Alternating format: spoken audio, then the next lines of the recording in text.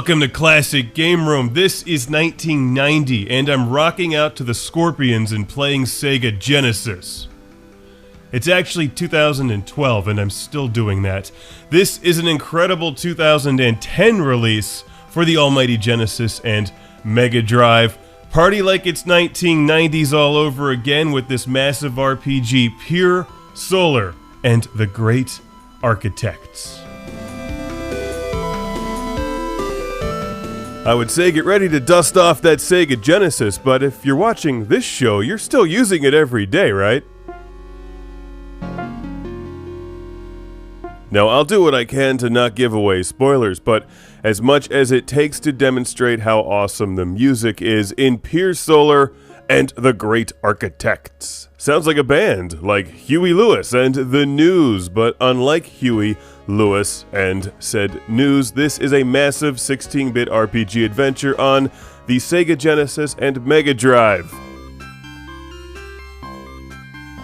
Released in 2010 by Watermelon. Do you enjoy games like the Phantasy Star series, Shining Force, and Final Fantasy? Well, pay attention to this one. Pier Solar is a 21st century retro release. I've seen a lot of these lately. New games on the Intellivision, Sega Dreamcast, even the Vectrex. Now it's the Genesis's turn. Hey Watermelon, when's the 32X version coming out? You start out with a small party of just a few kids with big hair and progressively get stronger while gaining magic spells, new weapons, armor, friends, and the like. It's a giant old school style RPG. If you've played these kinds of games before, you'll be right at home with Pier Solar, but come expecting a challenge. It's a difficult, time-consuming game, and in addition to that, it's not a straightforward, hold-you-by-the-hand kind of adventure. Pier Solar will test your grinding skills as much as your puzzle-solving and sheer exploration skills. The combat is excellent, as you can see it's turn-based, and reminds me a lot of Final Fantasy IV.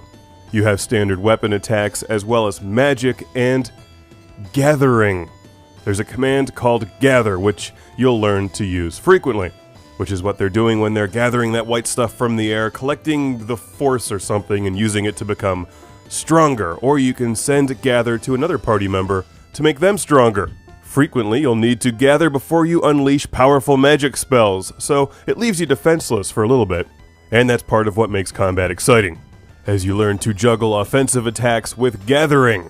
And you'll want to pay close attention to your armor and accessories. In fact, accessories are one of the most important things in the game because they can cut some of the damage in half. And Pier Solar will frequently, sadistically leave you in the middle of massive adventures without a place to rest or heal, and you've got to make it through a sizable chunk of time alive.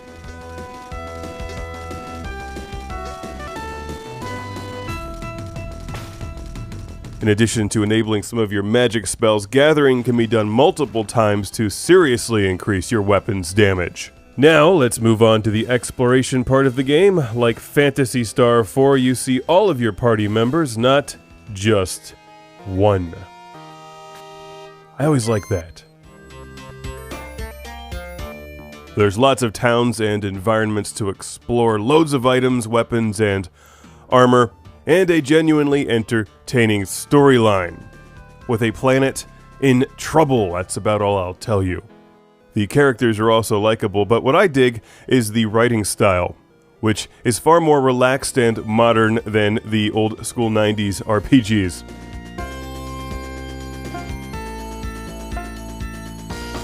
This packs some good laughs along the way, but I want to be clear here, this is a game for serious RPG enthusiasts only. Pier Solar is not a casual game. It's amazingly frustrating at times, especially when you get lost. Because the combat is draining after a while, you'll have to conserve your magic and health, but the designers found joy in hiding key items behind things that don't look like they're explorable parts of the environment, like this one part of the game where they hide a key behind a pillar that's impossible to find unless you just happen to walk into the wall there. or find a walkthrough online.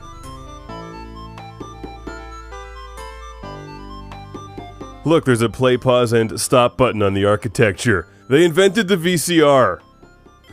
And there's a hidden key. You'll want that. Also, expect mazes, puzzles, and dozens of hours of your life spent in Pier Solar. In fact, I think this game was meant to be played more than once. Pier Solar isn't just about the video game. It's about the experience of owning a brand new Sega Genesis game again. With the plastic clamshell packaging, full-color instruction manual, and physical Sega Genesis game cartridge that also plays on the Mega Drive and works in PAL or NTSC. This is a great excuse to break out your Sega Nomad and stash of AA batteries once again. Since most of the time you can save frequently, it's a fun game to play on the go. Show those people on the train who's boss with your Sega Nomad. Now, to be perfectly honest, I'm still playing this game. If I wanted this review out before 2020, I just had to hustle. In fact, as of this recording, they recently used Kickstarter to get funding for a Sega Dreamcast release, as well as Xbox 360. Is the ending any good? Well, I'll be as surprised as you are when I find out. It's a nice game to play in half-hour to hour increments. You can save frequently, and once you get into it, you'll want to continue playing, but it does get frustrating at times.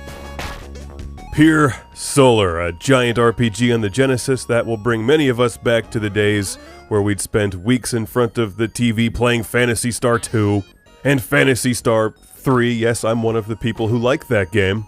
This could have used some more enemy diversity and a Vectrex release, but aside from that, it's great.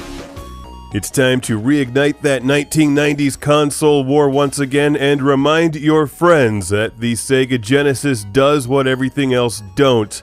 It blast processes Pier Solar.